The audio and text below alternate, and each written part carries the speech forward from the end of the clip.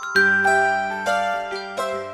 y'all, welcome to Restless Chipotle. If you haven't been here before, my name's Mary, and today we're going to be making an old-fashioned raisin bread that you're going to love. What we're going to need is flour. Today I'm using bread flour, but you can use all-purpose flour if you want to. I don't think the all-purpose flour rises quite as well, but there's not that much difference. So if all you have is all-purpose, use that, feel free. Kosher salt, water, sugar, active dry yeast. You could use rapid rise if you like. I don't care for rapid rise yeast, so I don't use it. The reason I don't like it is I don't think that it rises quite as well. I like more of a slow rise, more flavor kind of thing. I said sugar, right? And if you prefer brown sugar, use that. It's got a little deeper flavor. Raisins, of course, milk, ginger, and butter. And I think that's it. The first thing we're going to do before we do anything is scald the milk. Now, some people are going to tell you that it's not necessary to scald milk anymore for baking because the homogenation and pasteurization takes care of that. But that's not necessarily true. What scalding does is it breaks up the proteins in the milk so that they don't react with the yeast. They don't, what's the word I'm looking for? They don't hold the yeast back from reaching its full potential, let's say. So scalding the milk is very important. And the way that you do that is you just put it in a pan on the heat, and you're gonna warm it up to about 180 to 185 degrees. And hold it there for a minute. You can turn the heat off and make sure that it sits at that temperature for about a minute. And then you're gonna let it cool down, because if you put that hot milk into your yeast, it's gonna kill it. So that's why we're starting with the scalding process. You probably wanna do this about 15 to 20 minutes before you're ready to make the bread. It doesn't take very long for the milk to heat up to 185. Right now we're sitting at about 175. You just want to watch it because you don't want to scorch it. I like to use an instant read thermometer because it's exact. In fact, we're at 180, 182, 183, 184, 185. Okay, 180, 185 degrees. I'm going to turn the heat off. But you're going to see bubbles form around the edge, and that's your sign. And there'll be a kind of a skin that forms on the top. So I'm just going to move that off where the burner was hot. I'm going to let that sit for about 15 minutes and cool down to at least 110. Once the milk has cooled down, we're going to take the water, and you want it to feel kind of like warm bath water, about 105 to 110 degrees, just comfortably warm. And put that in our bowl. We're going to add a teaspoon of the sugar and a pinch of ginger, about 1/4 of a teaspoon, maybe a little less. This isn't exact. The reason that we're adding the ginger is not going to add any flavor, I promise you. There's just a tiny bit, but it helps to wake up the yeast and activate it, and the yeast behaves much better when it has some ginger in there, okay? And then we're going to add the yeast. Stir that up a little bit. And we're just going to let that sit there for about 5 minutes until it gets foamy. Okay, it's just starting to get foamy. My kitchen is a little cold right now, and so this has been sitting for a little more than 5 minutes. It's foaming up, not as much as what I would usually let it foam up, but as long as it foams, you know that it's active and alive, and that's the main thing. So what we want to do next is add our milk, the rest of the sugar, and I'm going to add 1 cup of the flour right now. What that flour is going to do is it's going to coat the yeast so that when I add the butter, the yeast is still able to grow and not get slippery. I like to wait and add salt and butter after I've added at least a cup of the flour. And we're just gonna mix it in real quick.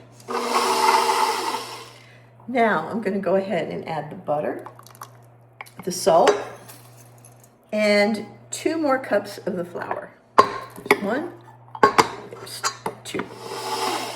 And I'm going to beat it at medium speed for about 2 minutes. Now we're just going to start adding flour, and we've got 3 cups of flour in there. We have, the recipe calls for 5 cups total. Remember with bread that sometimes we need more flour, sometimes we need less flour. It can depend on whether it's a rainy day, which it is a little gray and not really rainy, but very humid here today. You may need more flour. If it's very dry, you may need less flour, atmospheric pressure, different things. So if your recipe says 5 cups of flour, you may need 4.5 cups of flour, you may need 6 cups of flour, okay? You're going by the way that the dough looks, and that's the most important part. So we're gonna add the other 2 cups of flour, or as much as we need, until the dough begins to form a ball and leave the sides of the bowl.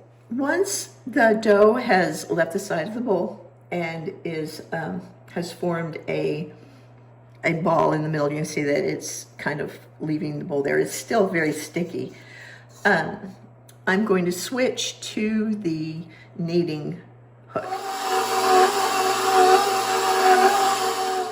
Now, because I have serious control issues, I like to hand knead for the last couple of minutes of kneading. Very lightly flour my counter and turn the dough out onto the table.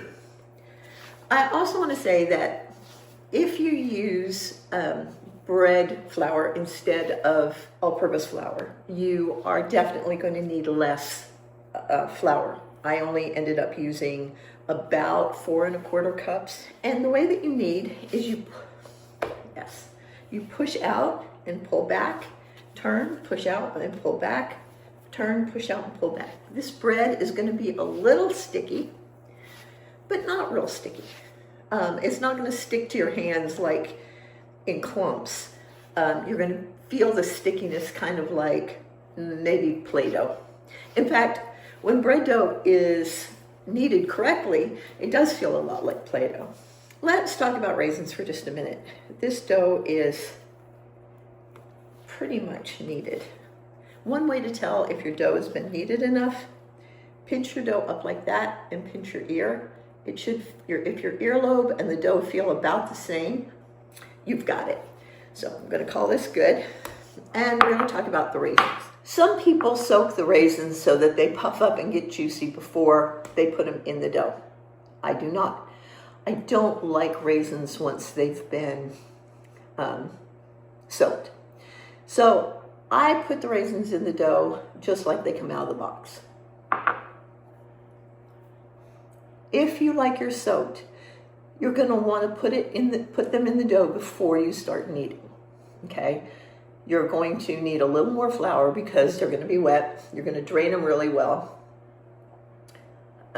Toss them in a little bit of flour and put the raisins in before you start kneading, like with the first cup or so of flour. Now, if you are like me and you don't like them soaked, then what you're going to do is you're going to spread the dough out, and you're just going to knead them in. Put them on there, and knead them in until you feel like you've got plenty of raisins, as many as you want. I would say somewhere between 1/2 cup and 1 cup is right. All right, once you get your raisins all kneaded into your dough, take your bowl. I'm going to spray it with no stick cooking spray, and I'm also going to add butter. Put your dough in there, turn it over. You want all the sides covered with oil or butter. What we're going to do is put a clean tea towel over this. I'm going to put it in the oven on proof. I have a proof setting on my oven. You just want to set it somewhere warm until it's doubled, and that's going to be somewhere between an hour and 1.5 hours, depending on the temperature of your kitchen. That's what we have right now, and hopefully in about an hour we'll have double that. I'll see you back here then. I was showing y'all that this had doubled and I didn't have the video running.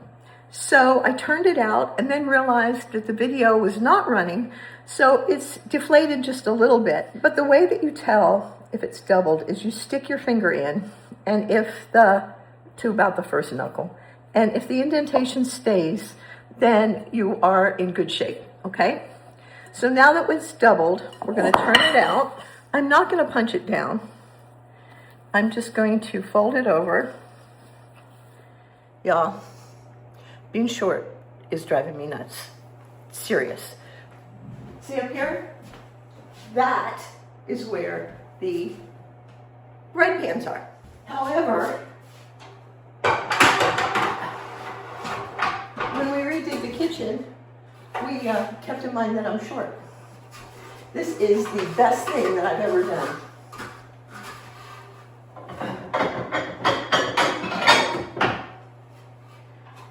If you ever redo your kitchen and you are short, I highly recommend a ladder. I love it. I can move it all over my kitchen, and I can get to all the high cabinets. See, even the ones over there, even the ones over there, everywhere. So that's just a tip from me to you. And I'm going to spray my bread pan. If you don't have glass, okay, I get asked this all the time. I like glass bread pans. I want to try cast iron, but I don't have any yet. Anyway, I like glass bread pans. Can you use metal? Absolutely. When you shape your loaves, the easiest way to do it is just to roll it in on itself like this, and then form the loaf by tucking. The other thing that you want to do with raisin bread is if you have raisins sticking out, like literally sticking out, push them back down under the dough, because the ones that stick out are going to get crispy and a little burnt, and that can give them kind of an off flavor, and you don't want that. But if you miss some, don't worry about it. It's not that big of a deal. Everybody will still live. 8.5 by 4.5. 8.5 by 4.5 bread pan. And this dough could probably go in the next size, but we're gonna put it in, shape it, and let it rise until it's double. I'm going to melt some butter and brush it on the dough to keep it from forming a crust while it's rising. And then I'm going to let it rise for about 30 to 45 minutes or until double. And then I'll be back. Okay, y'all. It's risen, obviously, it's doubled, and it is ready to go into the oven. Some of the raisins are sticking out a little bit, but at this point, you don't want to push them back in because that's going to deflate your loaf, okay? I want to get this a little bit closer to y'all so you can see. One of the reasons I like glass is you can see in there, and you can see that it's light and fluffy. The dough is light and fluffy.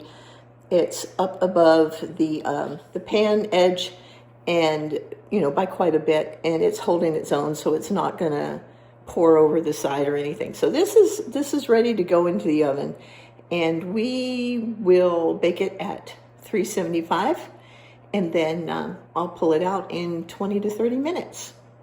Okay, y'all, it is done. It smells so good in here you would not believe. And this rose really nicely above the edge of the pan. The crust is crispy. If you like a soft crust like I do, I'm going to show you exactly what to do. Hang on. So if you like a soft crust, just take a little butter and rub it over the top of the crust while it's hot. We're going to cover it with a clean tea towel, and I'm going to turn it on its side.